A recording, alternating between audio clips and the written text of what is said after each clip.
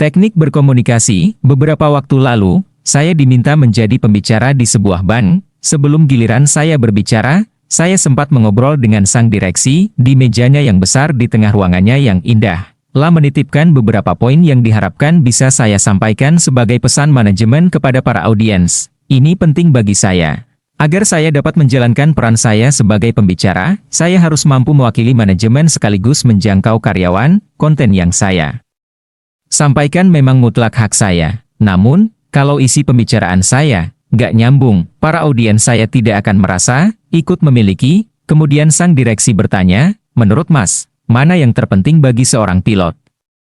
Waktu take off, waktu terbang, atau waktu mendarat? Belum sempat saya jawab pertanyaan itu, ia melanjutkan lagi. Pembicara itu ibarat pengkhotbah, di ujungnya ada nasibnya. Dalam hati saya heran, mau kemana arah tujuan pembicaraannya nih? Nasib sebuah khotbah itu harus diperhatikan, tegasnya lagi. Saya pun lagi-lagi berpikir keras, kira-kira apa arti nasib sebuah khotbah itu? Lalu ia melanjutkan, hasil nomor satu dari sebuah khotbah itu ibarat orang mandi, jadi seseorang yang badannya kotor, lalu mandi, dan setelah mandi ya kotor lagi dan mandi lagi. Begitulah seterusnya. Nah, khotbah seperti itu, yang pendengarnya hanya seperti orang mandi, itu level bawah. Mas, yang lebih tinggi dari itu adalah khotbah yang membuat ibarat orang minum vitamin.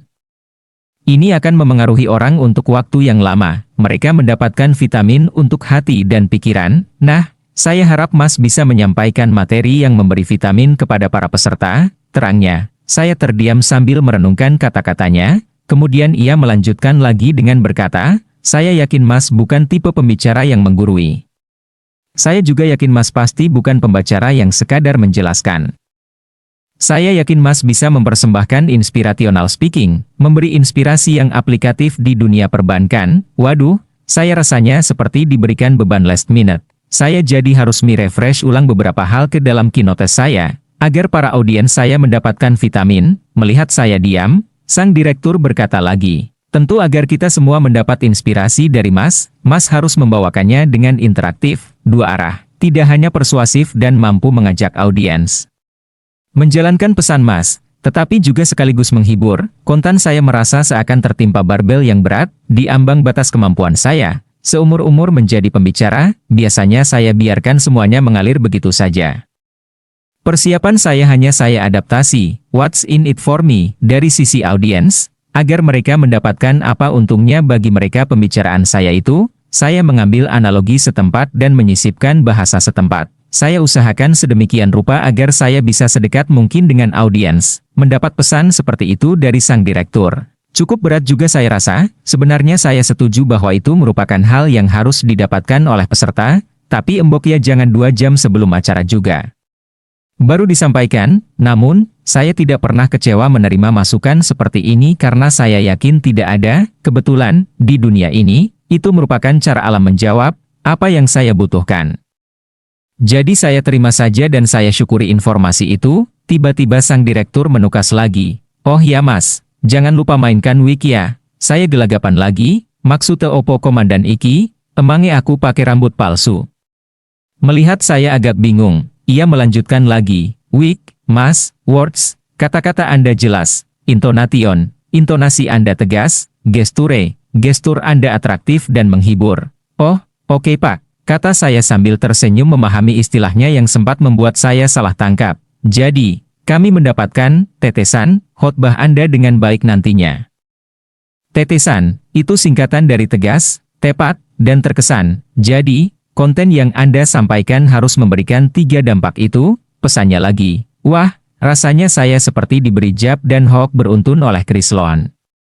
Buk, yang membuat saya sempoyongan. Saya pun hanya mengangguk sambil berusaha tersenyum tipis dan berujar dalam hati, siap, komandan, siap. Nah, sekarang kita kembali ke pertanyaan semula. Mas, sebagai pilot, mana yang terpenting? Waktu take off, terbang, atau mendarat? Lagi-lagi saya hanya bisa menatap wajahnya sambil tersenyum, yang pastinya ia artikan bahwa saya tak mengerti dan saya pun tidak malu mengakuinya. Memang saya tidak tahu mana yang terpenting bagi seorang pilot. Tahu bahwa saya tidak tahu, ia pun menjawab sendiri pertanyaannya, yang terpenting itu waktu mendarat, Mas. Pilot akan lebih berkonsentrasi penuh ketika mendaratkan pesawat dibanding ketika take off atau sedang terbang. Semuanya memang penting, tetapi yang terpenting adalah ketika mendarat, begitu pula ketika Mas berbicara nanti, Mas ibarat pilot kami. Pertahankan take off atau opening Anda, juga momen terbang atau selama Anda di panggung. Terakhir, momen mendarat atau di penghujung acara. Saya tidak tahu Mas akan membawa kami mendarat di mana, tapi pastinya Mas akan membawa kami dalam ujung performance Mas di 3 lokasi, 1 dengan ceria, 2 dengan jimat, 3 dengan dita. Di titik ini otak saya sudah menjerit memohon pencerahan, seolah menjawab jeritan otak saya. Sang direktur pun menjelaskan, maksud saya, pertama, upayakan puncak acara dilepas dengan ceria, dengan tawa, seperti di acara ulang tahun atau pertemuan keluarga. Kedua, jimat yang saya maksud adalah janji dan komitmen dengan semangat. Ketiga, dita itu maksudnya sedih dan air mata, upayakan peserta emosinya dibawa, agar bersedih dan berurai air mata, misalnya dengan doa, seperti saat acara temu kangen atau acara duka. Saya pun mengangguk dengan senyum yang semakin menipis, saya pikir pesannya sudah selesai sampai di situ, ternyata masih ada lagi. Nah, Mas, selain itu, ada lagi khotbah dengan level yang lebih tinggi dari vitamin, katanya sambil memberi sedikit jeda. Dalam hati saya sudah mulai capek. Oh my god, here we go again. Kok nggak kelar-kelar nih nasihatnya? Ampun, Pak Ak. Ini mungkin teknik komunikasi yang bagus dari sang direktur. Teknik ini disebut cliffhanger, digantung begitu membuat pendengar menunggu, apa kalimat berikutnya? Dalam pikiran saya pun begitu, arep ngomong ngopenol meneh iki komandan. Sudah buyar segala persiapan saya karena dibanjiri informasi tentang menyampaikan speech. Yang lebih tinggi dari vitamin adalah kalau Mas bisa memberikan speech yang membuat orang ibarat mengonsumsi morfin, membuat kecanduan, ini makrifat. Mas, kalau Mas bisa melakukannya, menjadi morfin bagi audiens, itu adalah kemampuan tertinggi seorang pembicara. Soekarno, Mahatma Gandhi, Martin Luther King, itu contoh-contoh morfine speaker. Nah, itu baru namanya sebuah pencapaian. Oke, sukses ya Mas. Sudah waktunya Anda siap-siap. Pesannya sambil mengulurkan tangan. Saya jabat tangannya dan saya persilakan ia melewati saya. Sementara saya berdiam diri sebentar mengatur napas, tak lama kemudian, nama saya dipanggil ke panggung. Bismillahirrahmanirrahim, batin saya